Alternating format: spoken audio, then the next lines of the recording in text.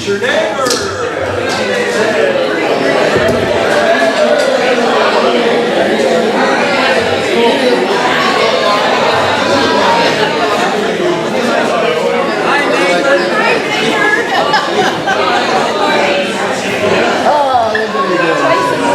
Ding dong, the witch is dead. Which old witch?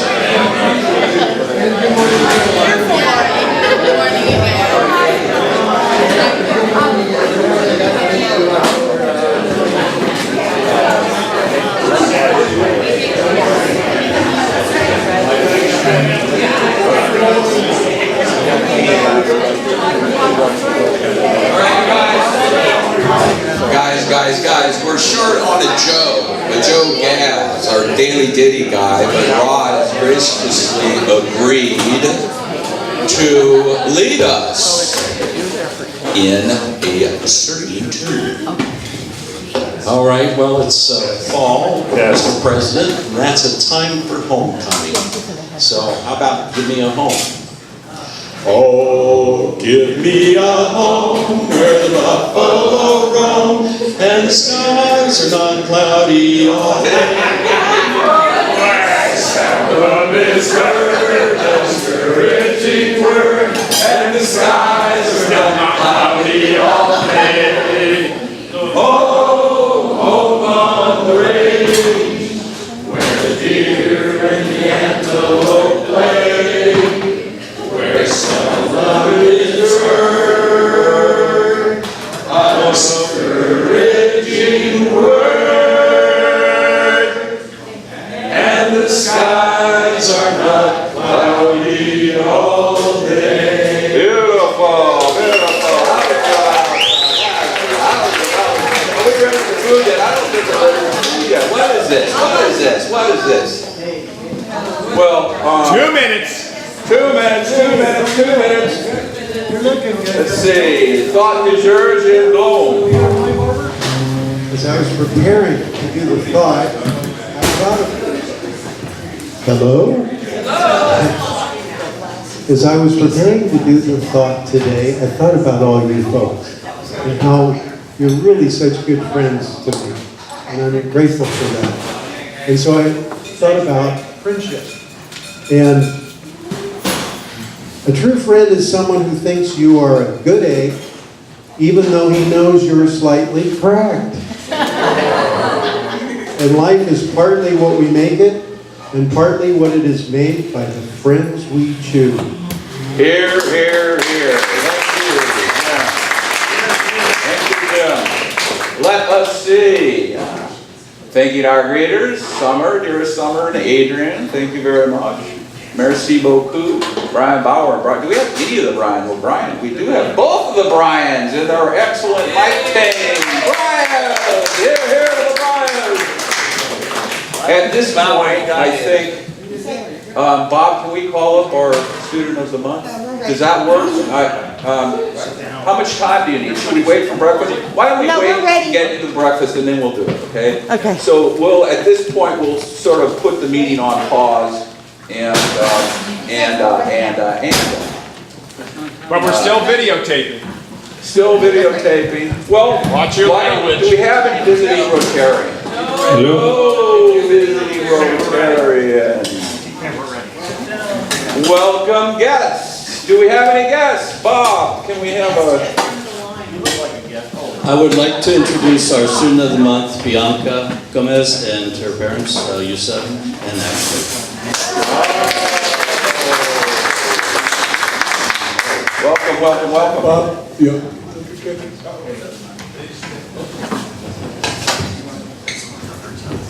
Lindsay and Tony. Tony Beal, the new superintendent, she visited us earlier. Hey, Johnny, welcome back. Lindsay.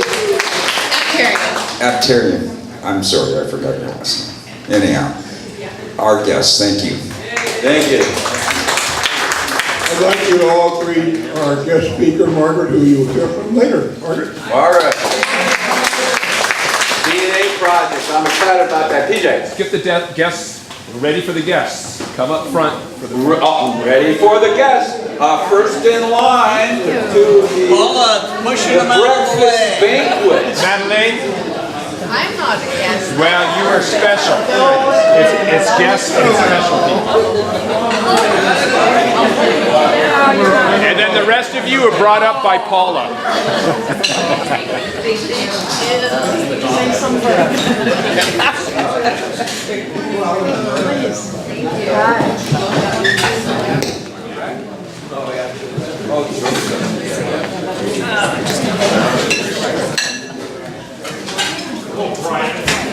I'm a slip out.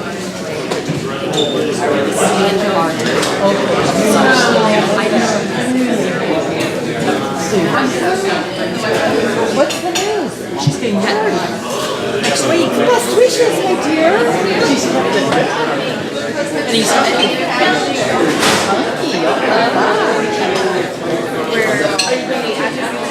yeah.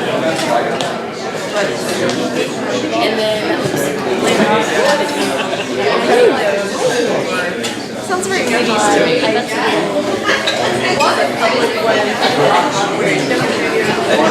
Like maybe like 5 week or 8 week. My wife is like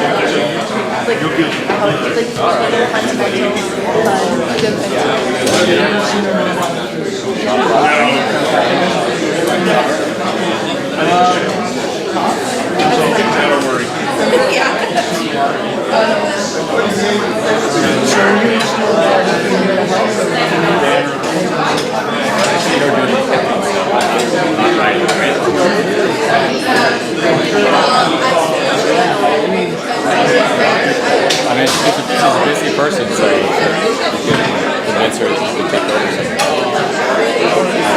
Rita had a big interview yesterday. She's hoping to get this job. It's her third one. She had to teach a 1 hour class to get 10 employees to it.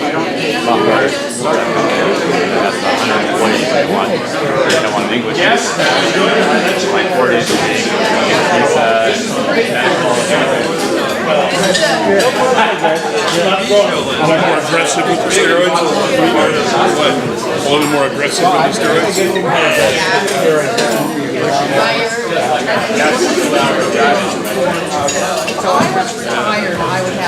know, in my youth, I don't know if it's my youth, after I did my military. I'm a big dog person too. Yeah. I'm definitely.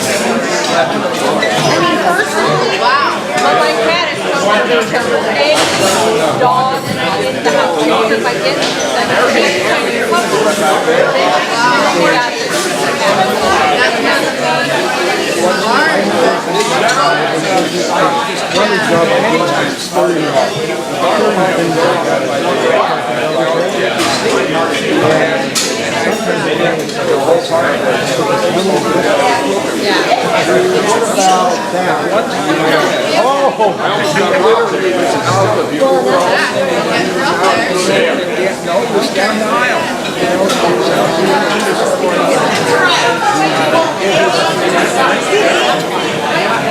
I'll send you the lyrics.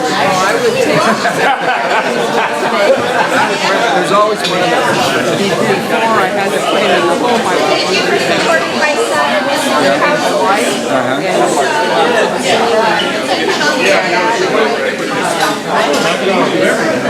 They're not going to do it. It's awesome. Smile. I think I want to start coming at 6 o'clock and make sure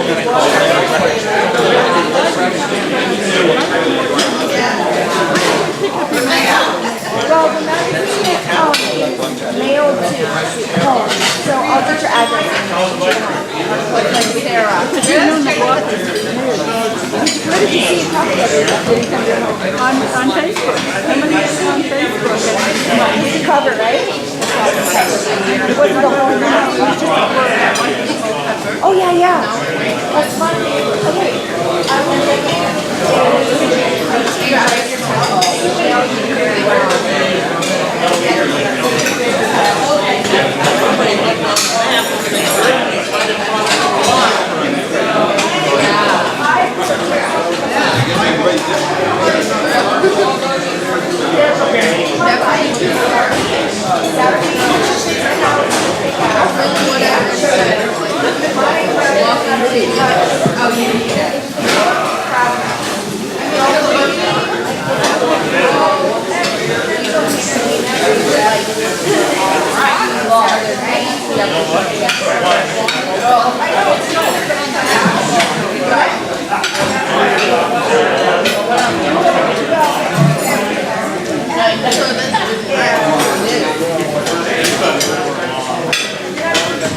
Well, when you go with the airport, sometimes you have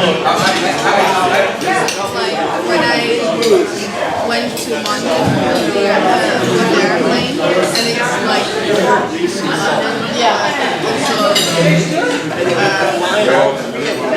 even though it was still in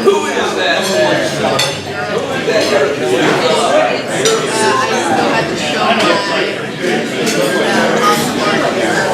Right? I know.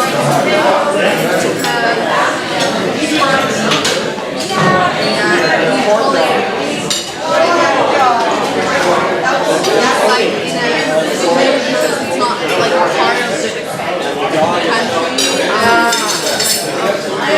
Maybe it's like island.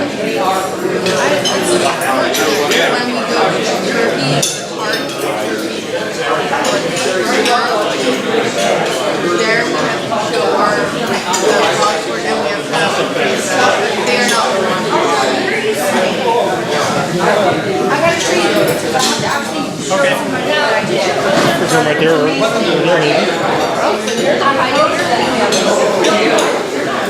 I know. Maybe we did it Thursday. Why do we have to do it that way? My brother's now he has like maybe with my son.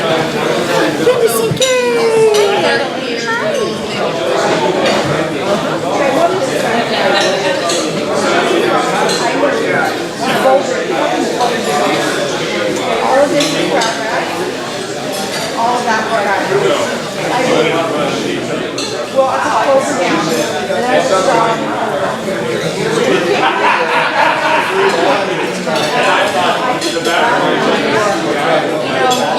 You could adopt a rotary block over here. How's your body holding up? my back really sore. Yeah. I'm wrecked from my star party last night. I'm wrecked from my star party. Check. Bob, what say ye? Thank you.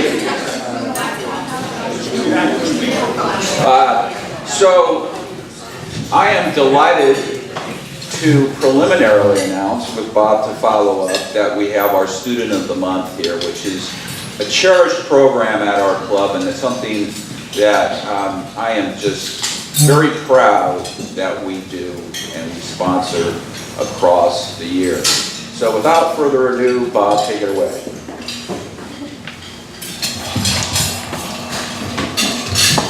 Good morning. I'm not lying when I say this is one of the highlights of my, what I get to do is Wayne and I get to go over and interview the student over at Laguna. And the student at Laguna, students are chosen for their respect.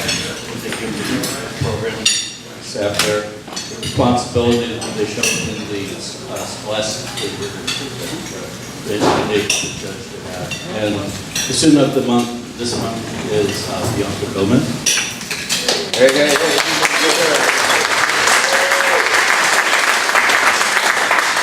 She's currently a junior over at Laguna. I believe that she's going to try to go back to the family next year and finish up there. But her favorite subject is science. Her least favorite is math, which I want to use it together. But maybe We'll get you a new deck. what she likes to do in her fun is run. And her plans after she graduates from Laguna or Emily is to go to the JC and get into the dental hygiene. So I'd like to introduce you.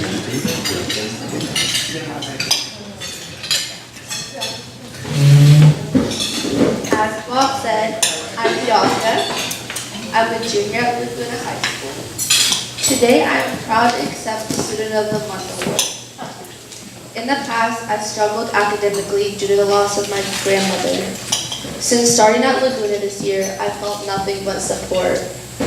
All of my teachers have been amazing and they all help motivate me daily. This award is a true honor. I look forward to pursuing my education and having a successful future. Thank you so much for acknowledging my hard work. And thank you all for making this possible. I'm beyond grateful. Thank you.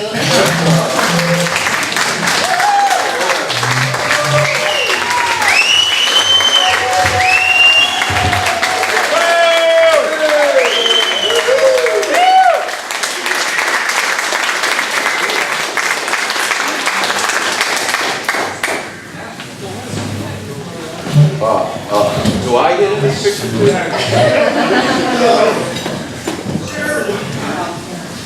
All right, smile.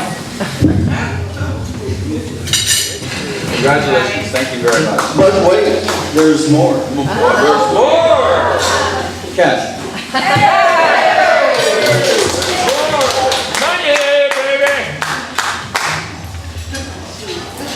That is just great. Now, you know, I actually, Madeleine, our dearest Madeleine, I understand, Bruce advised me that Madeleine appeared in the Press Democrat for your victory. For your victory, for Madeleine's victory in doubles, tennis doubles. Wow. Hey, Madeleine, awesome.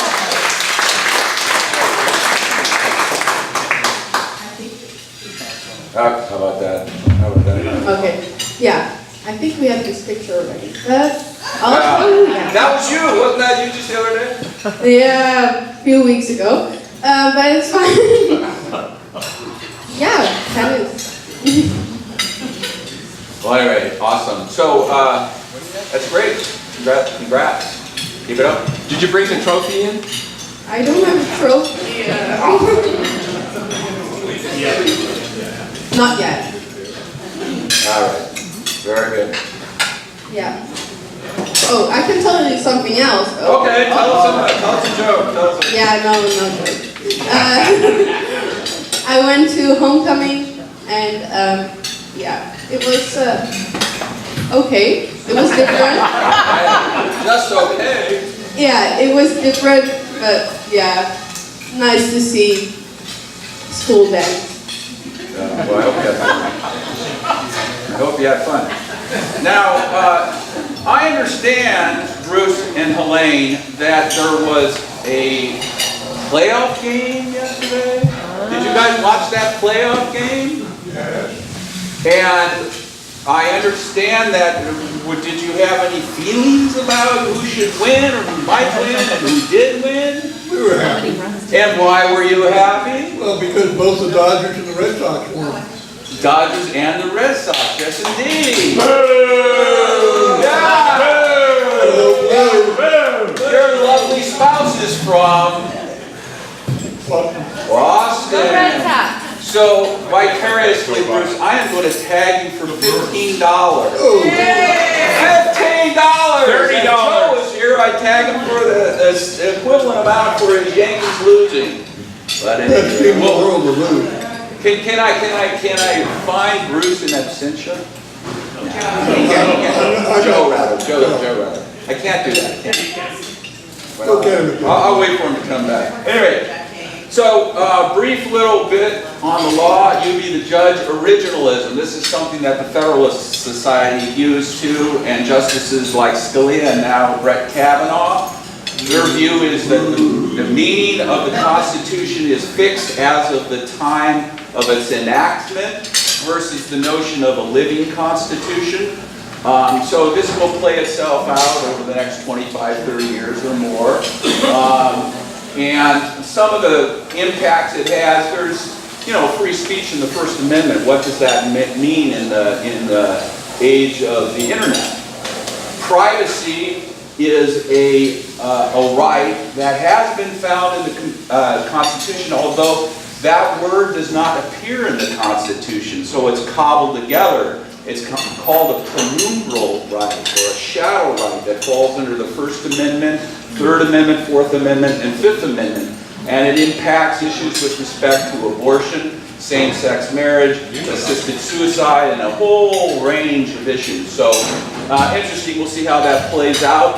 Cruel and unusual punishment. The notion that this phrase that you find in the Sixth Amendment, Eighth Amendment of the Constitution is fixed as of 1789 is, you know, I don't know, it's interesting, shall we say, because cruel and unusual punishment, it relates to capital punishment, and what the folks thought cruel and unusual punishment was in 1789 may not be the same as it is today, but the point of the adherence to originalism is, look, if that's the case, then we have to enact an amendment to the Constitution. If we want to change the Constitution, we have to enact an amendment to it so judges are not making law. So that's the counter, right? Living Constitution versus originalism. Birthdays, anniversaries. Who do we got?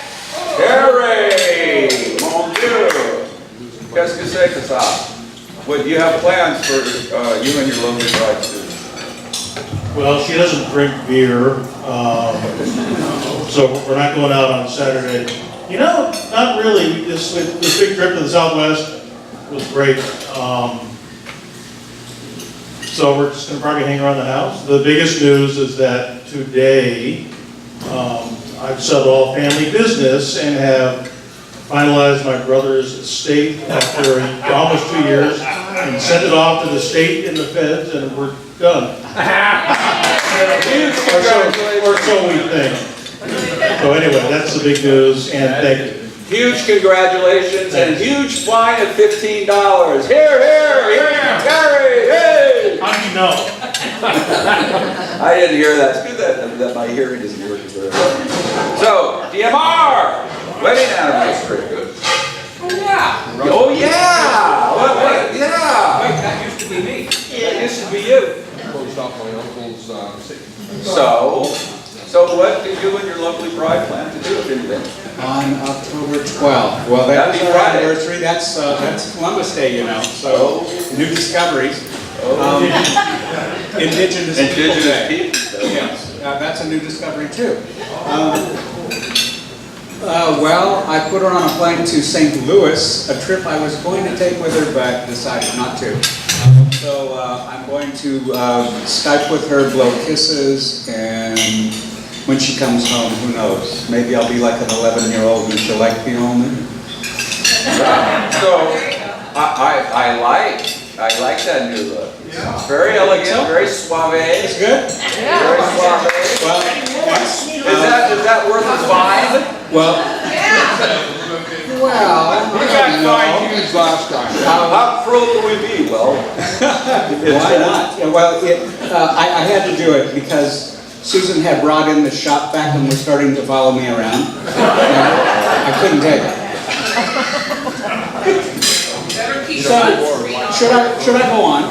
May I go on? I want to say two things. One is that I've decided, you know, you kind of have to work on things like this, and I've decided that it would be really cool to have a contest. I'm wanting to call it Balderdash. To win, you need to go from Harry to not in the shortest order. Is the contest over? Did I rig it? Yeah, I cheated. Okay, so I'm not sure what you win for that, but I can tell you what the backup prize is if you are feeling like, gosh, I wish I could be bald too, or I'm bald already, or something like that. If you would like, join me this evening. I've got one extra ticket. I put Susan on a plane, and I have a ticket tonight to the New York Metropolitan Opera's live in HD broadcast right here in the theater in Sebastopol. So, shows at 7. They're doing Giuseppe Verdi's Aida. Placido Domingo is going to sing. Anna, what's her, Nabucco? She is fabulous. It's going to be great. So if you would like to join me, I've got a ticket, and maybe we'll do the interview before and go. So let me know. Thank you, David. So, Rotary Fire Relief, keep it in mind with all of the other things that we need to attend to. Announcements, October 12th, I got an email from Gay and she requested, go ahead. There's a fundraiser in Middletown Sunday. On Sunday? Okay, there we go. That's October 14th. Yeah, so keep that in mind too. That's October 14th in Middletown, up in Lake County, right? So October 12th, Gaius has asked me that I advise the club here that at the News Club they will have a presentation on domestic violence. October 13th is our Craft Brew Festival. I'm going to have Terry and others talk about that.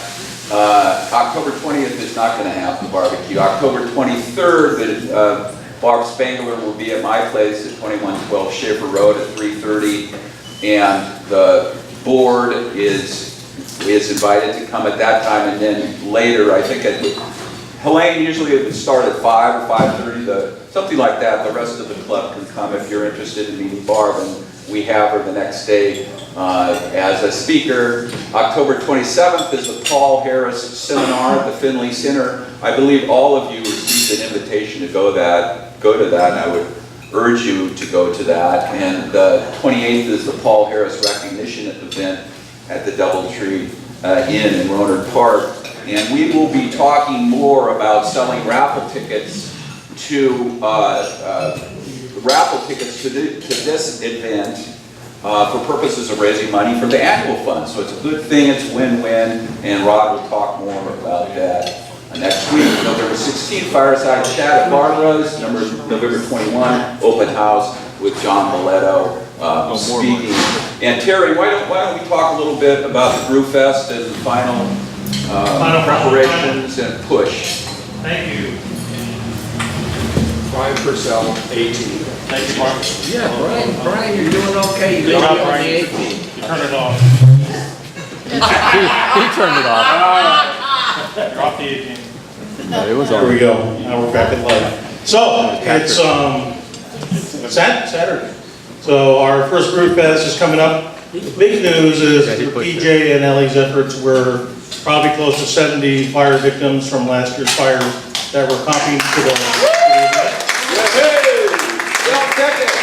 I think that's major. That shows us actually reaching out and doing good things. And then all bubbled up from PJ and Ellie, and we are really grateful for that. So beer is coming in. There's some over at Scott's office, so we got to get it out of there quick. But if you have not brought your favorite six-pack of beer into us yet, after today's meeting, you can drop it off at Scott's office. Or wine.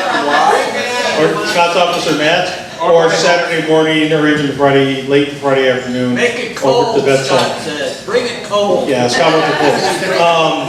Ticket sales, it's hard to tell how ticket sales go, but I think they're doing okay. We are, I'm not going to say we're 100% with volunteers, but we're 99% with volunteers for this thing being filled up. I say we're not 100 because we keep adding a couple of things we didn't realize we were going to need. But as always with our events, you guys step forward and everybody volunteers. And we do appreciate that. And those of you who can't make it, you let us know, which is just as helpful. I'd like to give President Matt one of our glasses. So this is so it's a beer tasting glass. It's 6 ounces. It has Sebastopol Craft Brew Fest with a Rotary emblem. Rotary Club of Sebastopol Sunrise, Sonoma County, California.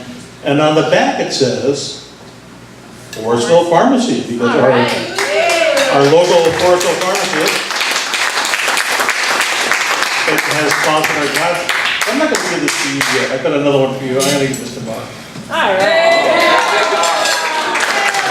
Mark, step into the plate again. I would wash it again if I were you. So, on the committee, anyone have anything to say? No. Natalie, how did I know? So we've got just a few more days to get the word out about this Craft Brew Fest. We worked really hard on it. Nikki's got some amazing decorations. Walker Apples is going to bring down a tractor. And also, you know, what I've been doing is that I have those little postcards in my purse. And literally, when you're standing in line at Safeway or you're talking to a business owner or whatever, you just invite them. Just say, we're having a craft beer festival, we're having a craft. Just be personal with it. Don't think they have to sit somewhere on a countertop. If you just reach out and talk to a neighbor or a friend or just honestly a stranger, I've had the best responses. And they're like, oh, I love beer. And it's fun. So, you know, this next few days is when we really push hard for attendance. We've got the signs up and all that, but they're not going to do their job. Your attention, your energy, and talking to people about it. Even in line at Safeway this morning, I was buying the beer for here, and there was someone in front of me, and I said, oh, I'm not going to be drinking this first thing, ha ha ha. And then we're having a brew fest, you're invited. Oh, my dad loves beer. So it just kind of is a great way to, you know, when somebody may see the sign, but to have a person invite them really kind of brings it forward. And we would love a big attendance this year to kick it off. Thank so you. there you go. Push, push, push. Thank you, Natalie. Thank you, Natalie. It's been a long time since I bought beer at 6 o'clock in the morning. Anyone else on the committee have anything to say? If not, we'll let you go because you have a program to go. Yes, indeed. We have a program. And two things. Judy, why don't you make a quick announcement, and then I want to make a final announcement, then we need to get to our... All right, let me do it without... Thank you. I'll do this very, very quickly. On each of your tables, there are 2 little flyers. One about Adopt a Landscape, 2 helping hands. Take 10 seconds, have a look at them. If you can help at all, please put your name down.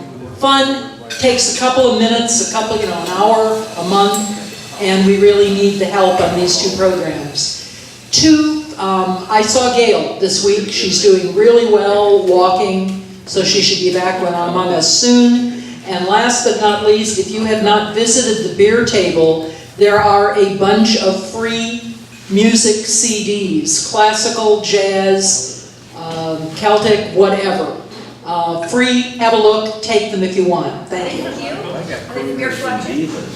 What? Where are they from? The CDs? Yes. Thank you.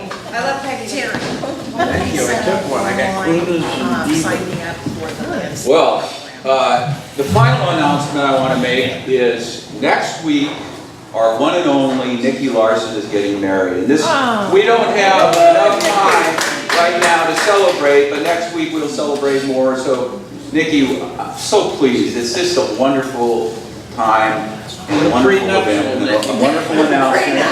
Prenup, Nikki. Prenup for prenup. Come to me, I will give you a good rate. But anyway, congratulations, and we'll talk more about this. So, without further ado, Mr. Big Bill. So I'm happy to announce Margaret Press. She's our speaker today. She's a relative newcomer to Sebastopol, having been here a couple of years.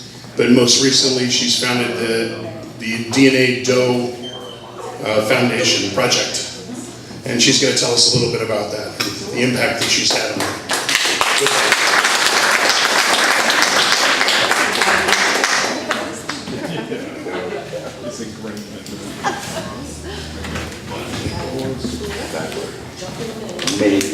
Maybe.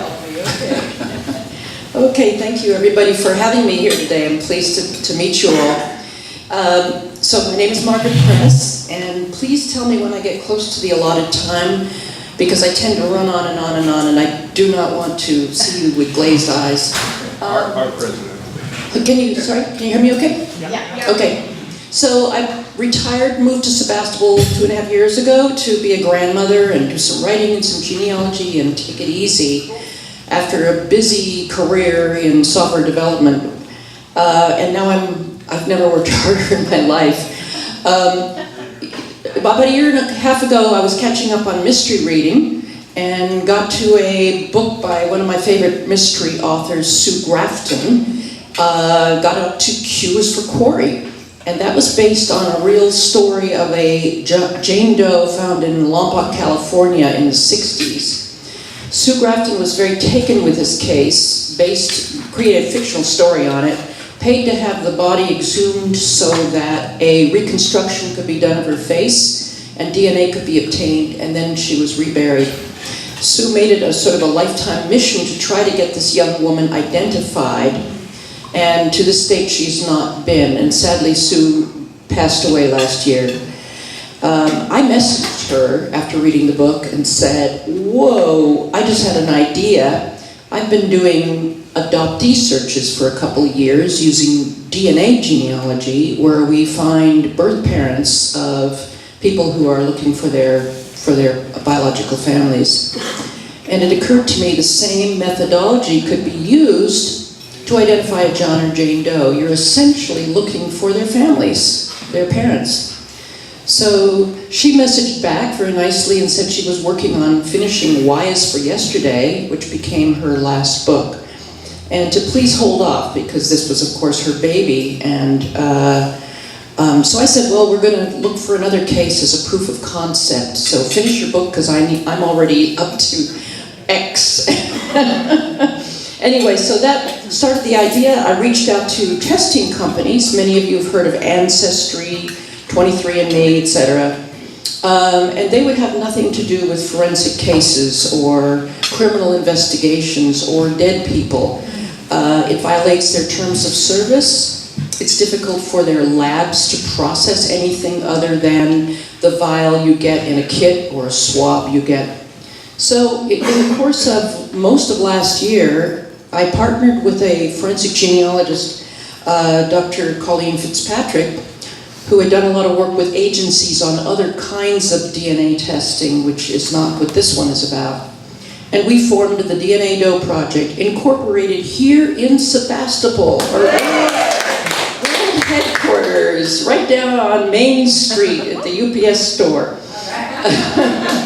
Anyway, we incorporated as a nonprofit in October, because many of these agencies, law enforcement, coroners around the country, do not have funds for victims. If we were working on suspect cases, and you've heard about those recently, the funding is not an issue. So we became a nonprofit so that we could raise funds for these agencies. We paid for the first few ourselves, and now we have what we call a DoeFundMe program, where we have actually funded several cases, and I'm jumping ahead of myself. But because these tests turn out to be expensive, you can't go to Ancestry and get a $69, $79 kit when you're a dead person. You have to get your DNA extracted, and then you send it to a special lab who can do a whole genome sequencing on it, and that's more like $1,200. So jumping ahead here, oh, here's where I can see. Okay, I don't have to crane my neck. Okay, so when we founded it, our mission was really to use genetic genealogy, unlike CODIS, fingerprints, anything else you're used to identify the families of these does and therefore bring them home, give them their names back and bring them home. We're all volunteers. We started with just a few genetic genealogists helping us out, and now we have about 50 and a waiting list close to 100. Once we hit the media in April, and I'll get to that, we get requests every day from really good professionals who want to help for free. They want to donate their services because this is such a compelling humanitarian effort. We also get private eyes, retired detectives, New York Public Library researchers, all kinds of people. And we bring them in with special skills to fill out our team and make it really a rich and effective team. So it's very hard to put numbers on how many. When we say Doe, I need to explain. John or Jane Doe is an unidentified person, remains body that has typically been a victim of a homicide, but any time where a medical examiner cannot identify the person, they're called a John Doe or Jane Doe. Nowadays, they're entered into a system called NamUs, the National Unidentified and Missing Person System. But most of the cases aren't in there, so it's taken a while for local agencies to enter, and often they don't bother. But 10 years ago, the Bureau of Justice Statistical Surveys estimated there were about 40,000 sitting in the various medical examiners' offices around the country, but it could be higher.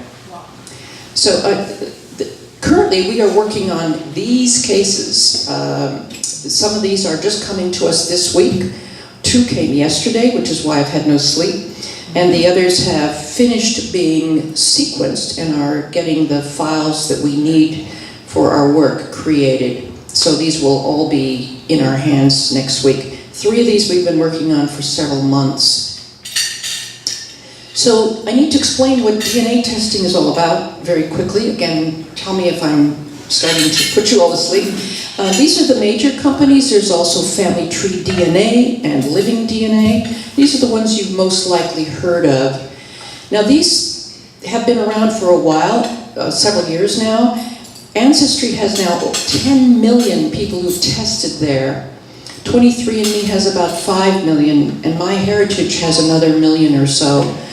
When you add them all together, there are about 17 million people who've done DNA testing through these direct-to-consumer test companies. Some of you may have already, I think, talked to somebody who had. Yes. Okay, great. Are you Neanderthal? Or Zero Neanderthal. All right, $15?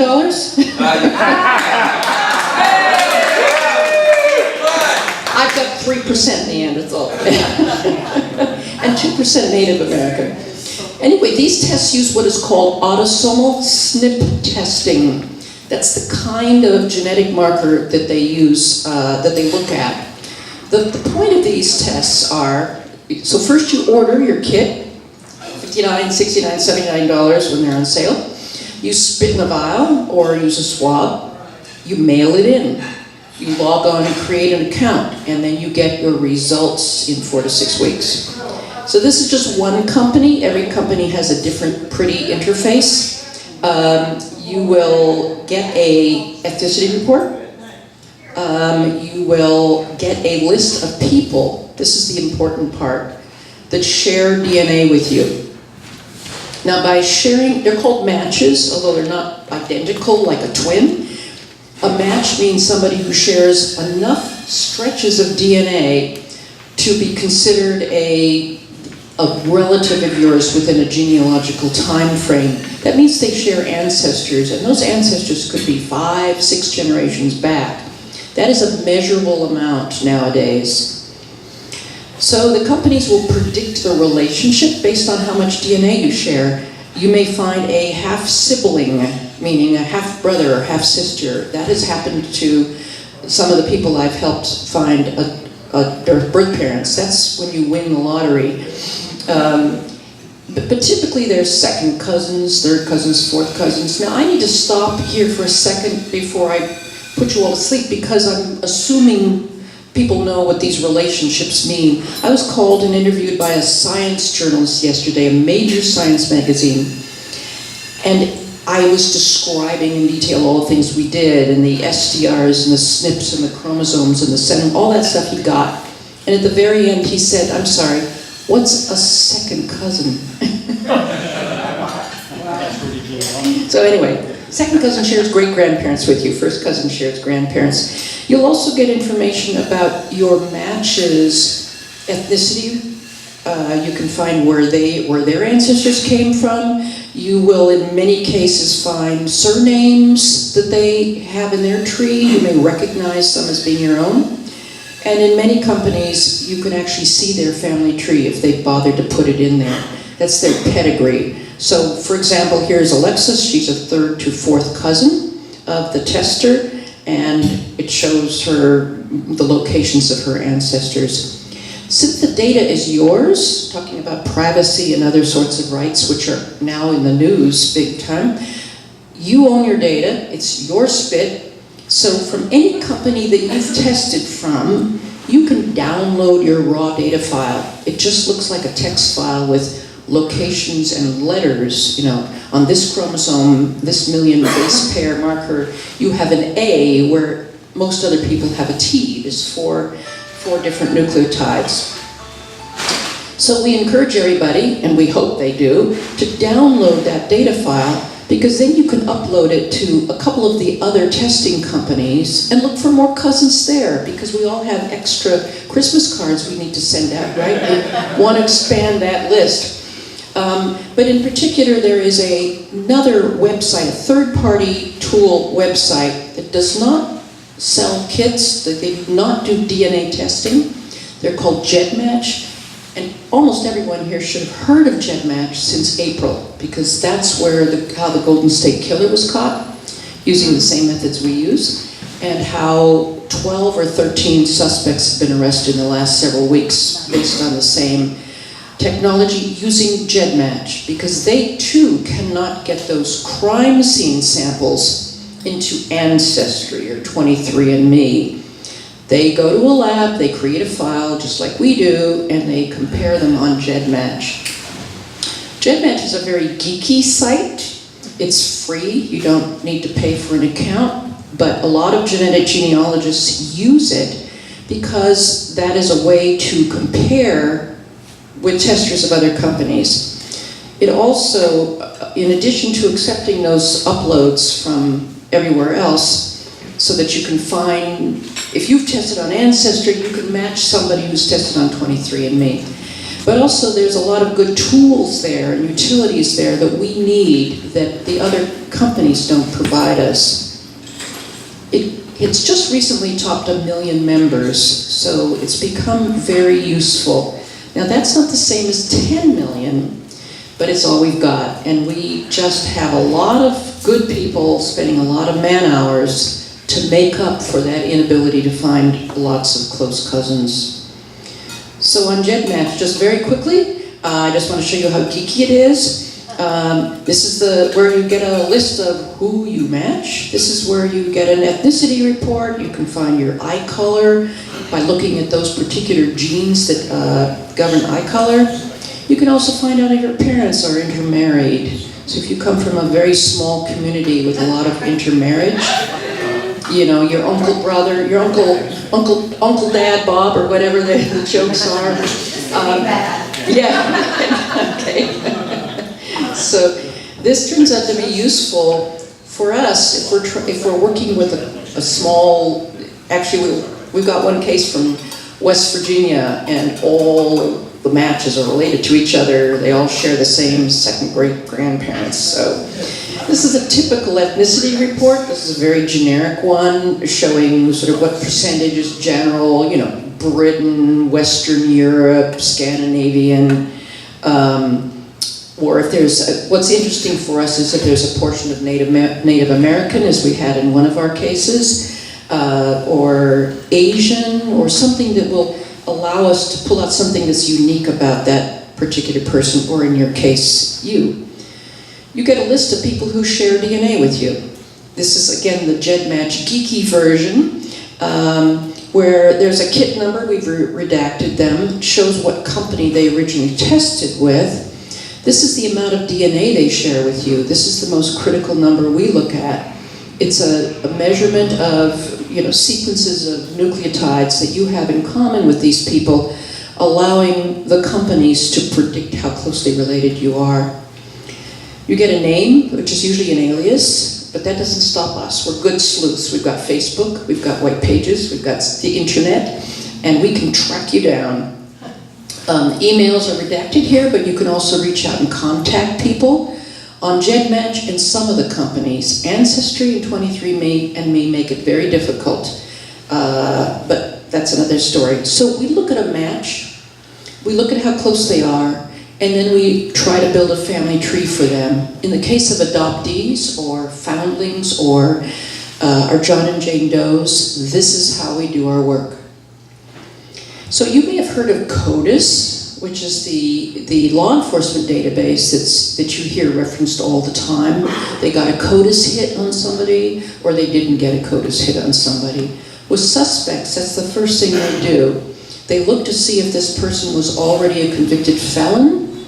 In the case of a doe, they look to see if this person happens to be in the database. Well, a John or Jane Doe is only going to be in CODIS if they've been convicted of a felony, or if they have an immediate family member looking for them who has tested for this purpose. But they have to be very close. You'll see why. So CODIS looks at 20 markers on your genome, 20 locations. The DNA genealogy databases, the direct-to-consumer tests like Ancestry, look at 600,000. That's a big difference. For CODIS, that means that if you're looking at a doe, you have to be an immediate relative in order to show up as a match, sharing 20 out of 20. You've got to be a parent or child, full sibling, and if you're, grandparent or cousin, you're not going to be a CODIS hit. You're not going to enable them to identify the doe on that basis. With direct-to-consumer testing, and this is why it's become so popular, you can find people who are related to you, fifth cousins or further, and if you have enough of them, and they all have family trees, then you can figure out where those trees overlap and determine where you fit in that tree. CODIS is used for legal identification, so in the cases that we've solved, we turn the name over to the agency, and with a report saying why we believe that this person is this person, this doe is this person, the first thing they do is contact the immediate family members, which we all also figure out for them, and ask them to go to their local police department and get a swab so they can do a CODIS test, and they confirm it by showing that this is a parent child. Whereas the direct-to-consumer testing like Ancestry is not going to be admissible in court. We can't go in and say, here's 20 family trees. Here's where they overlap. Oh, you don't know what a second cousin is? Okay. So we stress that it's only for generating leads, meaning we can tell the detective who's working on the case, this is the name of the person we're pretty sure it is. This is when he was born, this is the name of his parents, this is the name of his children, this was his address, etc. That's a lead. And then they go off and they have to build their own case for that. So again, CODIS is used for matching or exclusion. You either are in or out, there's no gray area. Whereas with the ancestry tests, etc., you get this whole range of distant relatives, your ethnicity, etc., etc. So as a quick review for you consumers, you order, you spit, you mail, you get your results. And then you can upload to other sites. How does it work for forensic genealogy, which is what we do for suspect cases or Jane and John Does? Well, it doesn't. They're not allowed. You can't get in there. Violation of the site policy, and technically it's very hard. So the methodology that we figured out was we find an independent lab who will do a whole genome sequence, all 3 billion of your sites. And then we have a forensics person, a bioinformatics lab that takes that huge file and pulls out just the locations that are used by 23andMe or Ancestry so that we can create artificially a kit that looks like what we would have gotten if we tested Ancestry. So it's the $1,400 version of the $79 kit, but it's the only way we could do it. We then upload it to GEDmatch, which is the only database we can use. And I should if you run the numbers and think about your own family, if there's 10 million people who've tested, and they essentially represent their own families out to, say, the second cousin level, third cousin level, and you can connect to them via second or third cousins. If you do the math, and you have, say, 50 second cousins, or even just 10 second cousins, I think most people have more, you multiply that by 10 million and you get most of the population of the United States. There's a paper coming out tomorrow, which we've been getting calls about all week for comments, that is amazing. It says the studies have shown that, I think they did the 1,000 genome study. They went back and looked at those genomes and said, well, can we figure out using GEDmatch and genetic genealogy whether we can identify those 1,000 genome people, and they could in about 60% of the time. very consistent with what we're finding with adoptees and foundlings. Okay, one of our first cases, the first one we were able to announce, was called Buckskin Girl. This is just a real quick review because somebody's going to tell me soon I'm almost out of time. But I just wanted to show you an example of how we work. An agency calls us. In this case, it was the Sheriff's Department, a Sheriff's Department in Troy, Ohio. This case was 37 years old. They had tried everything. All the agencies, including the FBI, had gotten involved. She was found strangled in a ditch. And they ran fingerprints, they ran her through CODIS, they did pollen testing of her clothes, very expensive. They did stable isotope testing of her bones and teeth to figure out where she had consumed water for various stages of her life. Everything possible, never a lead, 37 years. They agreed to give us her DNA. They actually had blood in a vial that had been sitting around at room temperature for 37 years. And they didn't expect it to yield anything, but it yielded great DNA. We got maybe about half of it, which for us is pretty good. A lot of it is still degraded, but we're very happy with half. We ran her through GEDmatch, and this was the list that we got. This was even before it had finished processing. We were up at 2 in the morning looking at these names appear on our screen, and the top one was an alias Sam, who shared 415 centimorgans, to be exact. That turns out to be a first cousin once removed. Now, once removed is where people kind of get glazed over. That means that this person is a first cousin of Buckskin Girl's parent. That is a very, very hot lead. So most of the time we spent for the next 4 hours was figuring out who Sam was. That turned out not to be very easy, but we're good. So this is the sort of hypothetical tree we drew for Sam, showing the kinds of relationships that she could be to Buckskin Girl. And actually that amount of shared DNA could support either a child of a first cousin or a half first cousin, meaning Buckskin Girl could share one grandparent with Sam instead of 2, and then be in the same generation. So these were the 2 possible relationships that we were looking at. And I gotta tell you, we were really excited and put the coffee on and all chattered on Facebook together, trying to figure it out. So someone found who Sam was and were able to build out a tree for her, using trees that were on Ancestry, which has 1 billion trees or something like that, or a trillion or something. Ancestry's been using trees for a very long time, long before DNA has allowed people to build trees there. So this was Sam's. We built it out to her great-grandparents, even though we knew we were only needing to look at the grandparents at this point.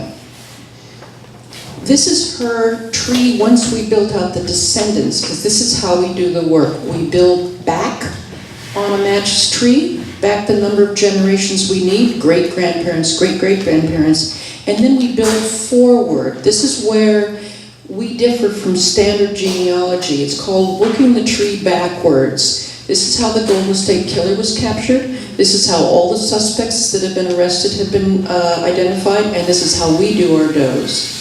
So we built back to Sam's grandparents on both sides, and then our volunteers looked at all the children of those grandparents. And on the mother's side, we got back to Sosaman, I think is the name there. And then we followed it forward, and we picked the next sibling. Obviously, her mother has 4 siblings here. We started with her brother. And we noticed that he had 4 kids. So we started with the first, the son. This is unbelievable. This is like the first choice we did was, okay, Jack Sosaman, we'll start with him. Well, he turned out to have been a genealogist until he passed away last year. And he had filled in his whole tree in Ancestry. He had 4 kids. 3 of them said living. If you don't enter a death date in Ancestry, it will not display the details to the public.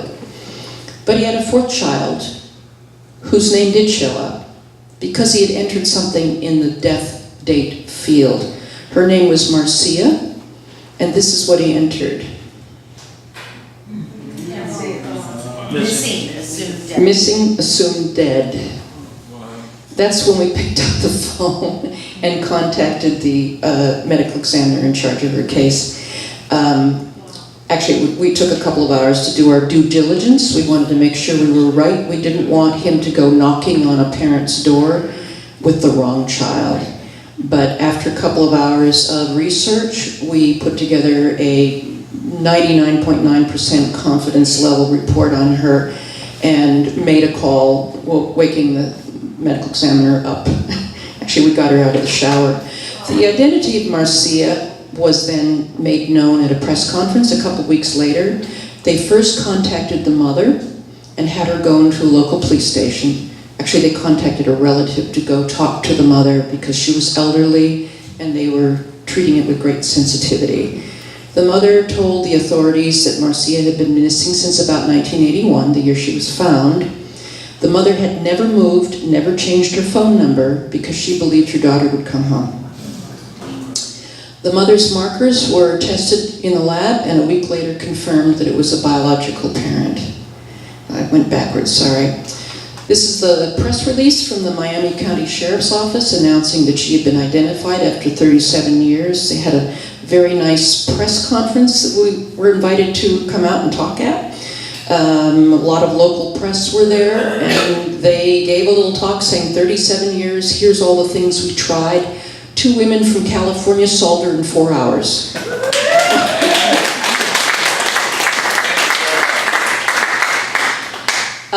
The NAMA system that I showed you earlier, that photo earlier, right here, is the press surrounding the medical examiner as she changes the status to identified. We've currently had 4 announced solves since April. This was our first. This April 11th was, when we announced this, was the first publicly announced case of genetic genealogy being used to identify any unknown person in the world. 2 weeks later, Golden State Killer happened, was arrested using the same methodology. They had been doing it in parallel with us. Since they weren't talking right away on how they did it, all the media called us. And we sort of jokingly said, well, we're getting credit for a case that wasn't ours. But it was a very exciting month. And since then, that methodology has been used to capture about a dozen serial rapists and killers, as you've been seeing in the news. Thank you.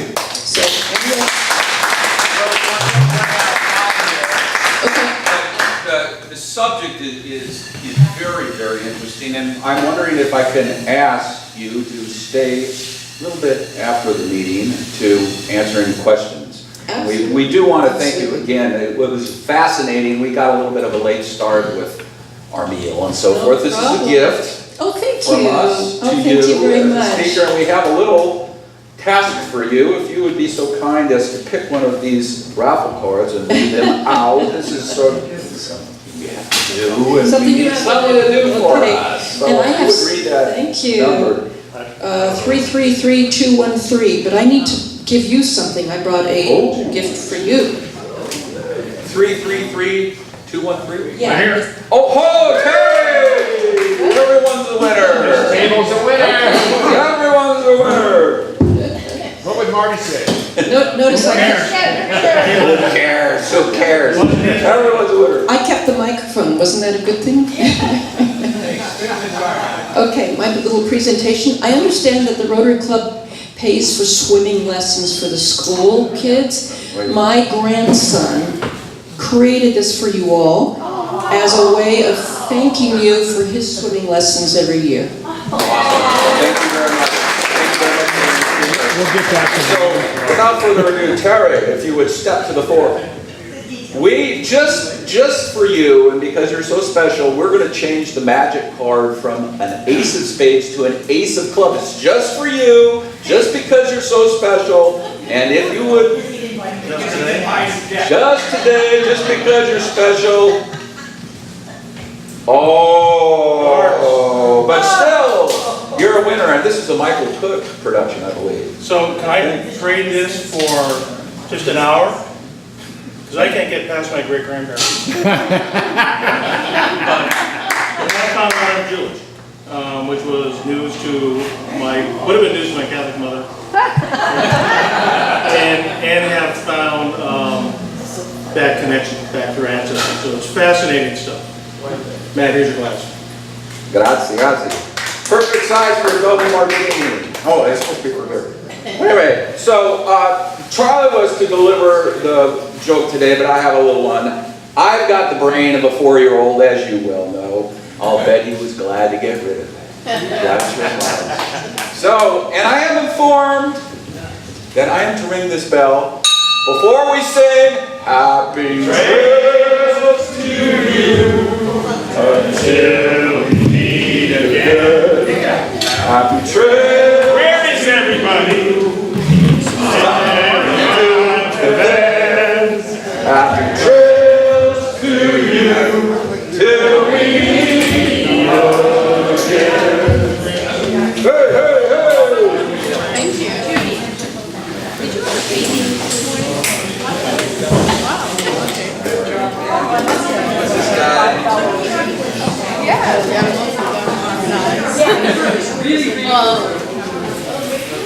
Sometimes they're a little stiff and they don't really want to talk English, but yeah, if you're hearing it,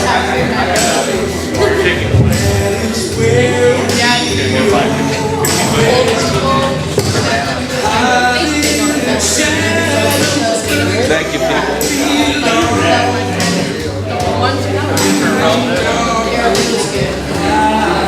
But yeah, whatever. Thank you so much. They're going to be taking their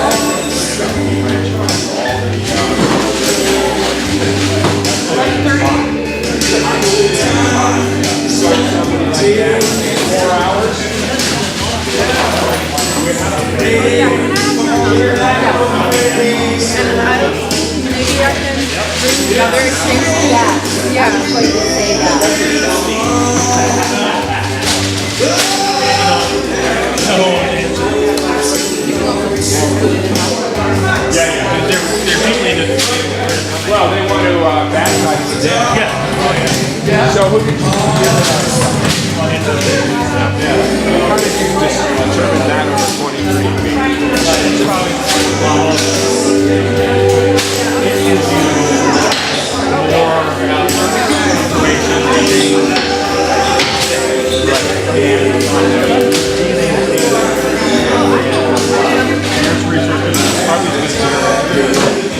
I forgot a lot. I forgot a lot today. But I have a pen.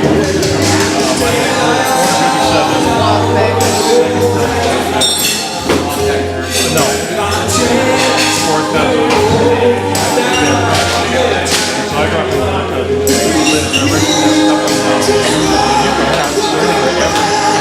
Absolutely. I haven't contacted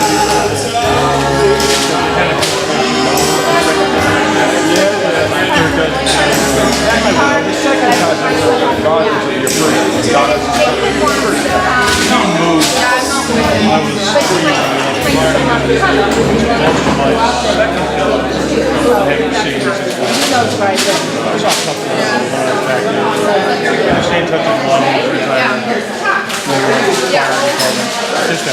It's your like 7-7. But we just really have to research.